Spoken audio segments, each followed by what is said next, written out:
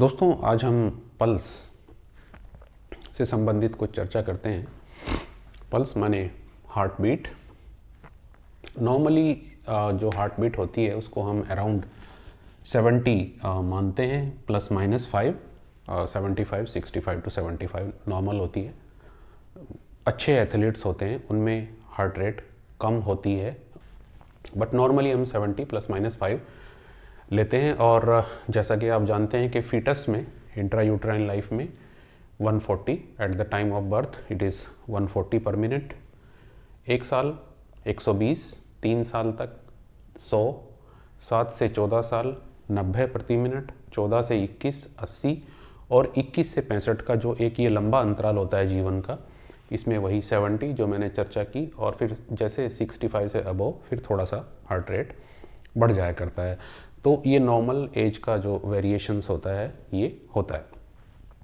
अब यदि heart rate बढ़ जाती है, यानी कि नॉर्मल 65 to 75 जो नॉर्मल रेंज होती है, यदि उससे बढ़ जाती है, 80 से अबव चली जाती है, 90 तक चली जाती है, तो उसको हम टैकीकार्डिया कहते हैं। और यदि वो 60 से नीचे आ जाती है या 65 से नीचे आ जाती है तो उसको हम कहते हैं ब्रेडीकार्डिया, यानी कि हार्ट रेट का या पल्स का कम होना। तो इसके क्या मुख्य कारण होते हैं, आइए उसके ऊपर चर्चा कर लेते हैं। नॉर्मली जो पल्स है वो खाना खाने के बाद, आफ्टर मील, इवनिंग में, मेंस्ट्रुअल साइकिल में, एक्सरसाइज करने के बाद, फिजिकल एक्सरसाइज करने के बाद और इमोशनल स्ट्रेस में नॉर्मली बढ़ जाया करती है। और हार्ट की जो एक्सरसाइज टॉलरेंस है, जब हम फास्ट एक्सरसाइज करते हैं तो कितनी मैक्सिमम हार्ट बीट हम अचीव करते हैं, इससे हम हार्ट की कंडीशन का भी पता लगा सकते हैं, जिसको कि हम एक्सरसाइज टॉलरेंस कहते हैं।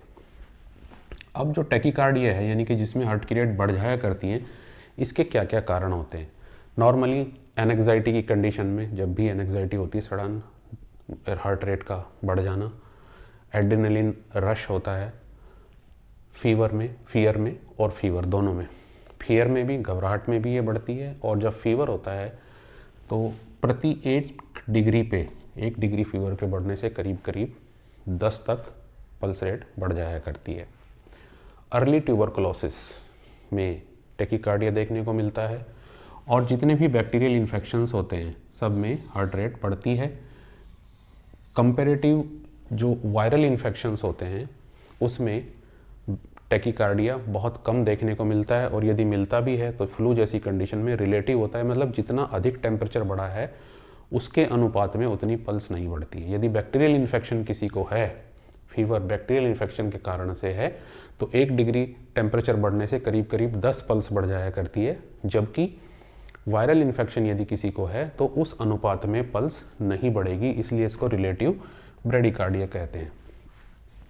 इसके साथ साथ थायरोटॉक्सिकोसिस, थायराइड ग्लैंड की यदि हाइपर एक्टिविटी है उसमें पल्स बढ़ती है, टैकीकार्डिया होता है। और थायराइड ग्लैंड की यदि हाइपो एक्टिविटी है, कम उसकी एक्टिविटी है, तो वहाँ पे पल्स रेट कम होती है। तो इसलिए थायरोटॉक्सिकोसिस में बढ़ जाया करती है। यूरीमिया, जब यूरिया की मात्रा ब्लड में बढ़ जाती है, मुख्य इसका कारण किडनी से संबंधित होता है। और इसके अलावा कुछ ड्रग्स हैं जो कि पल्स रेट को बढ़ाते हैं, जैसे एट्रोपिन है, जैसे एड्रेनलिन है, जैसे कि हम, और इसके अलावा ड्रग के अलावा जैसे अल्कोहल, टी और कॉफ़ी, ये भी हार्ट की रेट को या पल्स रेट को बढ़ाते हैं। कुछ एक हार्ट डिजीज़ होती हैं जिसमें कि टैकीकार्डिया देखने को मिलता है, जिसमें कॉमनली सुप्रावेंट्रिकुलर टैकीकार्डिया होता है। ये कंडक्शन सिस्टम की एक प्रॉब्लम होती है। और यदि ये बाउट्स के रूप में आता है, यानी कि अटैक्स के रूप में आता है, तब हम इसको पैरोक्सिस्मल सुप्रावेंट्रिकुलर टैकीकार्डिया कहते हैं, जो कि एक बहुत कॉमन कॉज है हार्ट रेट यानी पल्स रेट के सडन बढ़ने का। इसमें पैल्पिटेशंस भी होते हैं। और रिगर्जिटेशन, जैसे एओर्टिक वाल्व का रिगर्जिटेशन और मिट्रल वाल्व का रिगर्जिटेशन, इसमें भी टैकीकार्डिया यानी कि पल्स रेट देखने को, बढ़ी हुई पल्स रेट देखने को मिलती है। तो ये तो कुछ कारण हुए जो कि टैकीकार्डिया के हैं। अब इसके अलावा जब पल्स रेट कम हो जाती है उसको हम कहते हैं ब्रेडीकार्डिया। तो ब्रेडीकार्डिया यूजुअली उस कंडीशन में देखने को मिलता है जब बॉडी का मेटाबॉलिज्म ओवरऑल कम हो जाता है। कुछ कंडीशंस जैसे कोल्ड की, एक्सट्रीम कोल्ड की कंडीशन है, body try to preserve the energy, इसमें पल्स रेट कम हो जाती है। स्टारवेशन, जब बहुत लंबे समय तक स्टारवेशन होता है वहाँ पे पल्स रेट कम देखने को मिलती है। कैचिक्सिया, जब पूरा मसल लॉस, बॉडी के टिश्यू का लॉस हो जाता है कुछ एक डिजीज़ में, वहाँ पे ब्रेडिकार्डिया देखने को मिलता है। और मिक्सोडीमा यानी कि जैसा मैंने बताया कि हाइपोथायरॉयडिज्म, थायराइड की हाइपो एक्टिविटी यानी कि थायराइड का फंक्शन कम होने के कारण से भी ये देखने को मिलता है। थायराइड का फंक्शन कम होगा तो पल्स रेट कम हो जाएगी, इसका फंक्शन बढ़ा होगा तो पल्स रेट बढ़ जाएगी। कुछ एक ड्रग्स हैं जो कि ब्रेडिकार्डिया करती हैं, जैसे डिजिटेलिस है, जैसे ओपियम है, अफीम का सेवन है, और लिग्नोकेन जो कि लोकल एनेस्थेटिक होता है, इसका भी एक साइड इफ़ेक्ट होता है ब्रेडिकार्डिया।